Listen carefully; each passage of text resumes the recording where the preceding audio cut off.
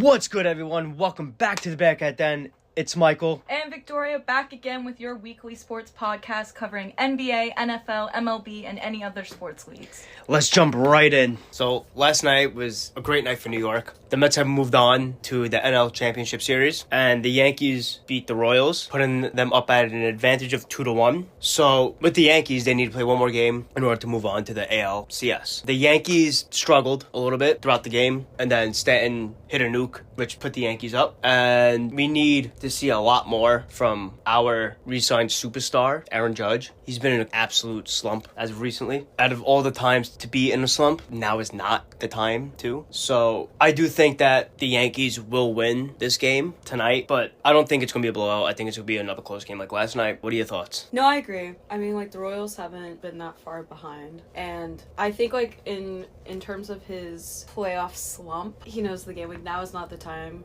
for it to be happening, but I don't think it's going to be so detrimental they're going to lose. I just think it'll be way closer than it should be in terms of scoring. So you think it's gonna have a similar score as of last night, 3-2? Or yeah. I believe they're still in Kansas City? I think so. Which is also hard to play in enemy territory rather than playing at home. Yeah, but you can't put all of it on where you're playing at the same time. No, yeah. And plus especially Cole's on the mound tonight, so hopefully he brings a shine of light through. Nestor Cortez last night had a pretty solid game. Pretty solid start to begin with. And then he gave up 2 runs in the 5th, and from there he was pulled. But again, I feel like that the Yankees rotation last night was pretty solid between him, Luke Weaver, and Tommy Canal to seal the game off for the 3-2 victory. What are your thoughts tonight about today's game? I honestly feel like it's fairly predictable as far as just how it's gonna play out. I don't think they're in a horrible standing. I think they'll win, but I think the score will probably end up being very similar. I mean, listen, the last 3 games, including last night, first game was 6-5, then it was 4-2, and then last night, as I said before, it was 3-2. So there's still a lot of fight in Kansas City, I must say. And considering being a wildcard team, they really put up a fight. Yeah, the Royals are only 1 and 2. You know what I mean? Yeah. They're not that far. Yeah, and I mean, also we've been considerably lucky because Bobby Witt Jr., their superstar, and who is also a runner-up for AL MVP, he's also in a slump. So he got his first hit last night out of, I believe it was 11 at-bats or 12 at-bats, something along those lines. But again, that's no excuse for them to fade out when the light shines the brightest. Yeah, exactly. On the other side of town, we have the New York Mets, who have moved on to the NLCS. I gotta give props to the Mets coming in as a wildcard team and then also dominating their way through the playoffs so far. Well, playing in the wildcard, the Brewers at the time, and then moving on, defeating their rivals, the Phillies, once and for all last night. And if it wasn't for Lindor's home run, they wouldn't be where they are right now, who is also a runner-up for NL MVP, right behind Dodgers DH Shohei Ohtani. But for the Mets, their bullpen's looking very solid, and they put their bats to work. Considering Philly had one of the best bullpens throughout the season, they just didn't show up at all, I feel like. And considering the Mets weren't really supposed to make playoffs, from owner Steve Cohen and fans as well, backing that up, they're thinking about saying that, yeah, this is a throwaway season, but they heard the criticism from outside the locker room and they said, no, we're gonna kick some ass. And they have. And now they could be possibly World Series bound if they beat the Dodgers or Padres at the moment. But what are your thoughts on the Mets and how far do you think that they will go? And how have they been playing, in your opinion? I think they're having... Okay, I'm not a Mets fan, so we can't take offense to this. By their standing, they're having a pretty good season. For the Mets. And I think they have the potential to continue pretty far. I mean, the last time since now that they won a playoff series in their own ballpark was 2000. We're talking 24 years ago. So I think it's about time, that they get a little further than they usually do. And I think just the consistency of how the season has gone so far is optimistic. Yeah, definitely there's a new spark in the locker room, and Mendoza has done an absolute great job with the team, I would say, and that's coming from a Yankee fan. But gotta give credit where credit's due. No, yeah, definitely. I'm not shit talking them. They deserve to be there. They played hard and they didn't give up when times were rough. But they need to keep it up and keep up that energy and just keep and just keep on going, honestly. Because I feel like that if the Mets could beat the Phillies, I think they could beat whoever's next.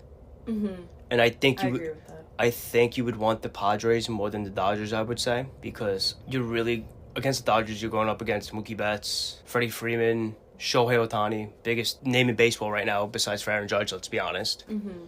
Compared to Fernando Tatis Jr., really, and Xander Bogaerts, I think. But I think their ideal matchup would want to be the Padres. I agree. Because if not, then the Dodgers would definitely go back to the World Series. And also, this is the first time that the Mets have been in the NLCS since 2015. Mm-hmm. And we all know what happened in 2015. They made the World Series, but they ended up losing. Yeah. In the World Series, which was unfortunate for Met fans. But maybe we get to see a New York World Series. It would be cool. That would be fun. It would be cool and fun, but I feel like New York alone and the city alone can't handle it. It would genuinely be chaotic. Oh my gosh. It would I ruin feel like a lot that's of tad things. Dramatic. Nah, I don't think. Nah, especially with the way sports fans are nowadays and how passionate I agree, fans are. but I feel like not in baseball. You'd be very surprised on how many passionate baseball To fans. the point that a game, I don't think it'd be Yes. chaotic to the point of detriment.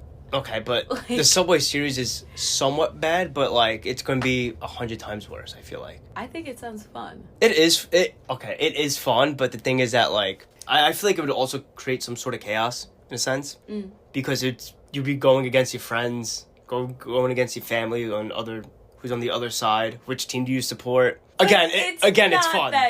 It's fun. You're not pledging your allegiance to Oh no, but it's the Battle of New York. Oh, your family's on the other side. Oh my gosh. I mean, listen, it's okay. I mean, listen, it's bragging rights too, but my opinion, it will be fun, yeah, but I just don't know if New York, the city alone, could handle it. I think it handles everything else that it could handle it. I think it would be fine. I mean, listen, if the Mets win the World Series, who knows? If the Yankees win the World Series, who knows? If they both make it to the World Series, I don't even know what's going to happen. We'll just have to see. I say bring it. I think it would be great. I mean, it would be nice for New York. Mm-hmm. At least. A little healthy competition. Yeah. It's a guaranteed championship. We haven't had a winning culture there in you go. a while. Aren't doing so well so far, I would say. Except recently. Yeah. But in general. Yeah. Not that great. No, I agree. Right now, as we speak, the Mets moved on to the NLCS. The Yankees playing Game 3. Mm-hmm. The Liberty are in the finals. Yep. Knicks preseason basketball is back. John just came off a win, and the Jets just fired their terrible head coach. So I think it's a pretty winning day in New York. Winning day in New York. Look at that. We don't get to say that a lot. And also the Rangers won last night. Exactly. Just racking up good stuff. Yeah, for right now until... Yeah, I mean, we still have to see the way certain things play out for sure. No, definitely, I agree. I do feel like that the Mets will give a good fight to whoever. I think so there. too. I think they'll progress further than they have the past few seasons. So there's been big news in New York football. The New York Jets have fired head coach Robert Saleh on Tuesday, October 8th. About time, generally speaking, after his 3.5-year tenure in New York. You say about time, but a little devil's advocate, it's not usual to fire mid-season like that. No, yeah, I agree. The timing, yeah, a little abrupt. No, I agree, especially on an all-in year. It was a complete shock to me, too. This is the first time Woody Johnson has ever fired a head coach mid-season. It's normally, after the season, he would typically do it, but the thing is that he felt like that there was a change that needed to be made. And he felt like that change was the change in the head coach, which I do agree with. I was wondering what happened between London and this week transpiring that firing. I thought it was just them losing the game. No, yeah, I agree, but the thing is that, yes, we know he's been bad as a head coach here, but you normally let it ride out. Yeah, but we've been riding it out for 3.25 years. You know what I mean? Mm-hmm. I mean, I don't know. I do agree. And then also Aaron Rodgers, it doesn't help that he's also 40 and his time's also limited as well. So hopefully to spark a new fire and bring a new energy into the locker room. I do see where he's coming from, but also it's 5 weeks into the season. Don't get me wrong, I'm pumped about it, but it was just very unexpected. Yeah, because it's kind of early in the season, but the season already began. It's just weird timing. Yeah. And I think he was caught off guard from it based No, on yeah. like what he said Mm-hmm. To the press and stuff. Like I don't think he was expecting to be clipped. That came from ownership. Mm-hmm. Didn't come from general manager Joe Douglas. I feel like he's safer than a lot of people thinks he is. Mm-hmm. So I think that just solidified it in my eyes. But I'm happy that the interim head coach is defensive coordinator Jeff Ulbrich. I feel like he can bring that new energy to the team. Mm-hmm. And I feel like that he can make people take accountability, because I feel like that was one thing that we were lacking as a team. Yeah. Because we were just pointing fingers at each other. Yeah. I'm like, okay, this is the defense's fault, this is the offense's fault, this is the coach's fault. But the thing is that accountability wasn't taken, but Ulbrich will put your ass into place. I think especially because he was on the field for 10 years, like that respect factor for him should be there. Yeah. I would hope would be there. Like on top of just different energy, Mm-hmm. it also brings like a level of respect. Yeah, because it's a... Like I've been where you are. Yeah, he was so a former you can player. trust me to get you there. Yeah. Thing. You know what I mean? Yeah, like, again, he was a former player who played on the Niners for a certain amount of time. But he knows that position of where they're in and Exactly. where they should be. Mm-hmm. And this is not where they should be at the moment. So, I really hope that he does very well. I'm rooting for him all the way. With 12 games left into the season, especially a big one this Monday being against the Buffalo Bills Monday night. Well, it really caught everybody by surprise. Mm-hmm. And especially Aaron Rodgers, because people were saying, yeah, like, oh, Aaron was the one who got him fired because he has so much power. But he said on Pat McAfee's show he really doesn't have that much power as people think that he has. So he was caught off by it. All the players were caught off by it. From my knowledge, I knew that he didn't even get to say goodbye to his players. He was just... No, it was literally when he arrived that day. Yeah, he was literally... He walked in, got fired, and got escorted out, apparently. Yeah. It's unfortunate, but I felt like that was the right move to escort out, because the thing is that you don't clean out your office, I would say, because the playbooks are in there. You bring in wherever...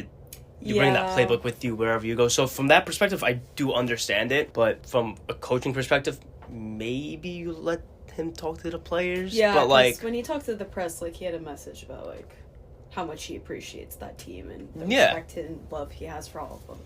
no, So yeah, I'm sure he like would have wanted to like say bye, but who knows? Maybe not. no, I know Maybe that. if you're fired, you don't.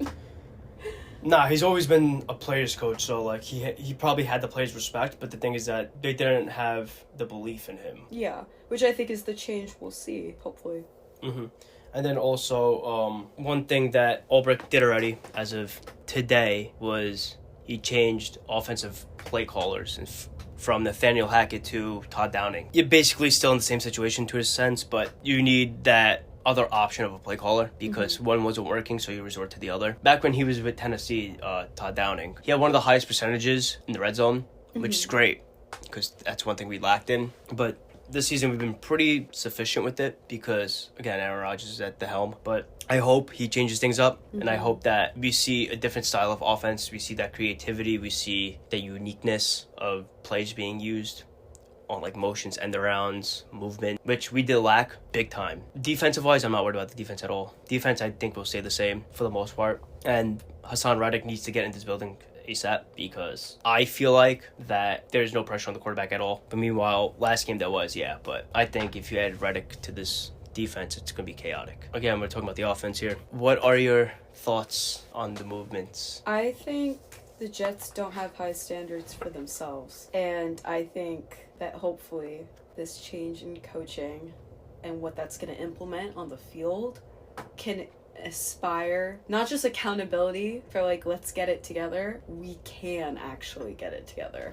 I feel like they've become really complacent, and I feel like every Jets fan has like crazy faith in what the Jets are capable of, but the Jets themselves don't operate with that same attitude. And you could tell on the field, in my opinion at least, there's not like that hunger or that drive. And so like what I just want to see more of that. No, yeah, definitely, I agree. I was going to say that I think that the players are taking it in more of a sense of we got him fired rather than he got himself fired, because players aren't playing up to their expectations, because we have I would say, a Pro Bowl roster, I would say in my eyes. Some being all pros and former all pros, but with a roster like that, you shouldn't be losing these games. No. The only game that the Jets really got smacked in was the 49ers game. Mm-hmm. And that was when they were healthy. Who knows if we would put the same matchup now, considering they're all banged up in San Fran. But you almost sold the game to Will Levis and the Titans, who looked terrible. You sold the one-possession game against the Vikings, and you smacked around a terrible Patriots team. You can't go back-to-back wins. We knew this was coming. And then also you lose to the Broncos, which your former quarterback, Zach Wilson's on. You can't lose to those teams. You really can't. Those are losses that should have been won, in my eyes. Agreed. Like I said before, I don't know if it was the coaching or if it was each player not weighing themselves accountable and trying harder. I mean, at the end of the day, it's one of those things, like, they go hand in hand. Mm-hmm. You know what I mean? You can only coach so well at the end of the day. The players are the ones on the field. I think it's an issue with unity between coaching and playing. Definitely, I agree. Because without a good balance, you can only do both so well independently, but they're not mutually exclusive. Yeah. And then also, like, you're down 10 in London and you get interviewed during halftime and you tell the press, we just have to keep doing what we're doing right. You're down 10. Yeah. Like, what does that even mean? You don't say that. You do not say that. You're not doing that much right. Just say... So, yeah, just say that you're playing like shit. That's what I'm saying. The expectations aren't high. Yeah. For, like, that's not the mindset. It's like, oh, we'll just keep doing what we can, right? And exactly. Hope for the best. No. Listen, I always said it. I feel like it was always a race to 20 with the Jets, but this really was a race to 20, I generally feel like. But it doesn't feel like that fierce powerhouse that everybody expected the Jets to be. It's unfortunate, but that's why it resides on coaching, because you don't motivate you guys, I feel like. You don't have guys who are willing to play for you, who are willing to go the extra mile for you, I feel like. Or for themselves. Yeah. I mean, this goes back to what you were saying about, like, how they might be thinking. And I don't think they're thinking this way, where they're taking enough accountability to realize it's their own playing. That's just as bad as whatever, like, alleged coaching flaws there were. Mm-hmm. But it goes back to that same idea, like, you should want it bad enough for yourself. Mm-hmm. Agreed. Definitely. Especially a lot of guys are on contract years, and then also you have a lot of veterans on this team, and a lot of these veterans who want to win the Super Bowl. And I feel like that right now it's not that way. We would have to see what Monday night's going to bring and how the outcome of that is going to be. Yeah. Because I feel like the outcome of Monday night will reside in the Jets' future and possibly winning the division. Yeah. Because you're going up against a Buffalo team who already won one division game away, and if they come in and defeat the Jets at MetLife, that's already 2 games underneath their belt away. And they still have to play 1 more game away and then 3 at home. And Buffalo does very well at home. So I think you could kiss the division goodbye after Monday. The outcome's a loss. But if not, division's still wide open. First place is still wide open. It all depends on the game plan and how they execute on Monday. Yeah. Genuinely. Or else it's a loss. Because we can talk a big game about our optimism for changing the trajectory, but we gotta see. Yeah, exactly. It's the Jets. At the end of the day, we need to see. Yeah, it's the Jets. They always surprise you in one way or another. And hopefully for once it's in a good way. Yep. So we can keep winning in New York. Hopefully. For 1 more week. I hope. I hope so too. And that is a wrap. Thank you for listening to this week's episode of the Bearcat Den. Make sure you tune in next week for more. See ya.